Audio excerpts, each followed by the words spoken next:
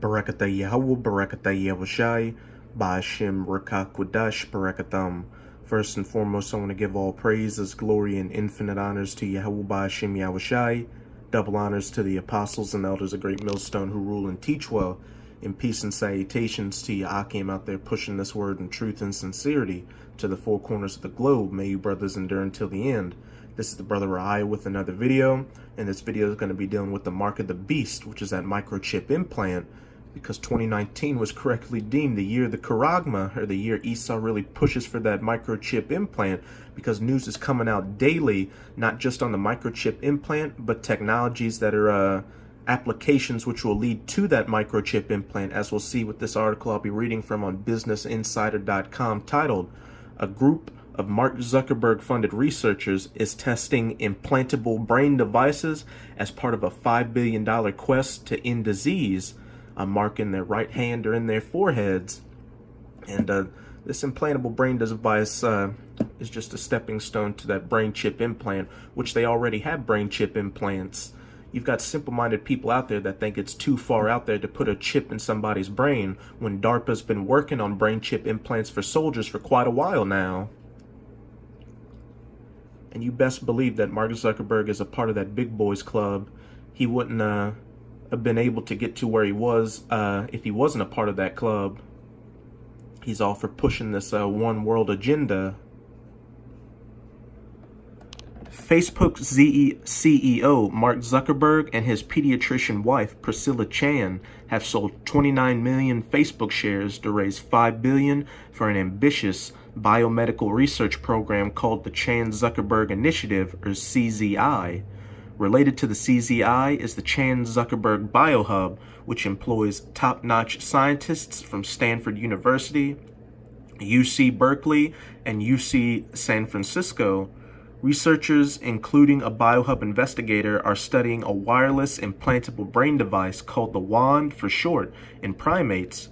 Published on New Year's Eve, their first study details how the WAND records, stimulates, and disrupts movement in real time.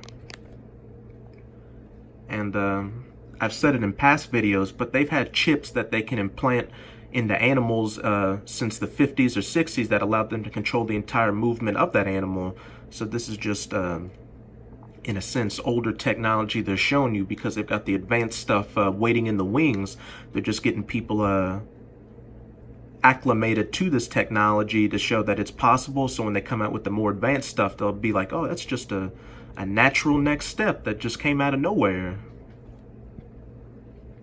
Mark Zuckerberg has sold close to 30 million shares of Facebook to fund an ambitious biomedical research project called the Chan-Zuckerberg Initiative, with a goal of curing all disease within a generation. A less publicized initiative related to the $5 billion program includes work on brain-machine interfaces, devices that essentially translate thought into commands. One recent project is a wireless brain implant that can record, stimulate, and disrupt the movement of a monkey in real time. In a paper published in the highly cited scientific journal Nature on New Year's Eve, researchers detail a wireless brain device implanted in a primate that records, stimulates, and modifies its brain activity in real time, sensing a normal movement and stopping it immediately. One of those researchers is an investigator with the Chan-Zuckerberg Biohub, a nonprofit medical research group related to the Chan-Zuckerberg Initiative. Scientists refer to the interference as therapy because it is designed to be used to treat diseases like epilepsy or Parkinson's by stopping seizures and other disruptive motions as it starts. And as a lot of brothers keep saying, this is how Esau's going to make the microchip implant seem more appealing to people, as look at how much of a benefit it is to people with disabilities.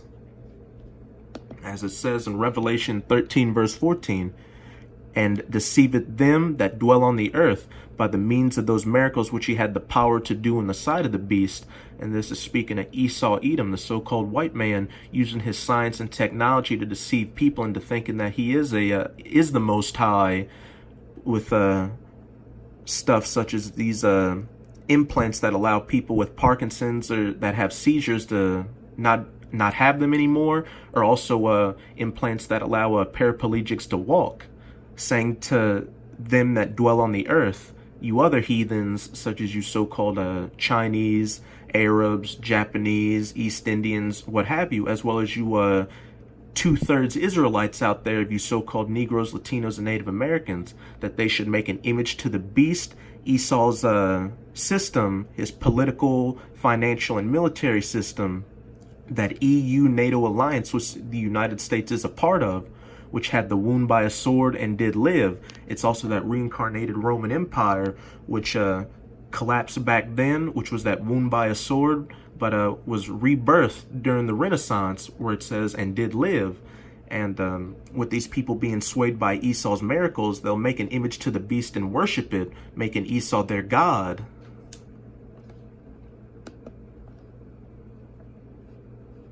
Our device is able to monitor the brain while it's providing the therapy, so you know exactly what's happening. Ricky Mueller, a co-author of the new study, told Business Insider. A professor of computer science and engineering at UC Berkeley, Mueller is also a CZ Biohub investigator. The applications of brain-machine interfaces are far-reaching, while some researchers focus on using them to help assist people with spinal cord injuries, miracles to make paraplegics walk, and other illnesses that affect movement. Others aim to see them transform how everyone interacts with laptops and smartphones. Both a division at Facebook, formerly called Building 8, as well as an Elon Musk-founded company called Neuralink, have said they are working on the latter. Mueller said her research at the Biohub is walled off from other work on brain-computer interfaces being done at Facebook. The company's notoriously secretive Building 8 program underwent a recent reshuffling that included killing off the Building 8 label and shifting its experimental projects to new divisions. Earlier this year, Business Insider exclusively reported that the program's director had helped create an armband that transformed words into understandable vibrations. Salakia.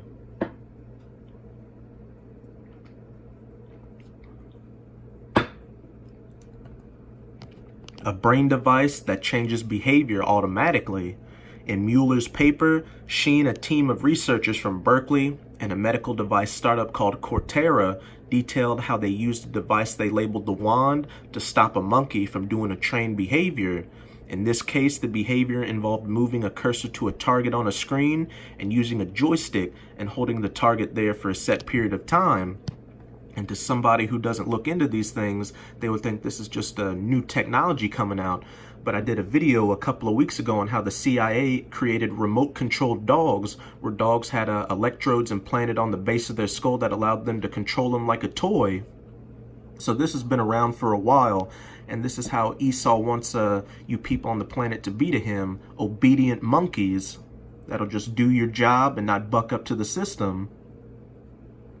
So we got the wand with the battery on his head.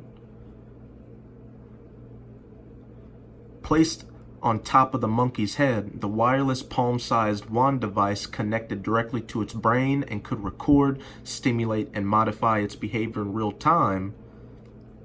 And this is just that prototype-looking technology. How many people would walk around with a little hat-looking thing on their head?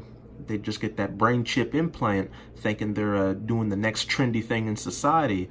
Little do they know that they'll just become a puppet. Placed on top of the monkey's head, the wireless palm-sized wand device connected directly to its brain. From there, it was able to record, stimulate, and modify the monkey's behavior in real time. The wand could sense when the primate was about to move the joystick and stop that movement with a targeted electrical signal sent to the right part of its brain, Mueller said. And since the machine was wireless, the monkey didn't need to be physically confined or attached to anything for it to work. And a movie I'd recommend you brothers to check out is a movie called Upgrade. My brother Kaya is always talking about that movie, but they show in that movie that a guy gets a chip implant on his spine that allows him to do superhuman abilities, but Real quick, here's a spoiler. Eventually that chip starts taking over him and using him as a puppet.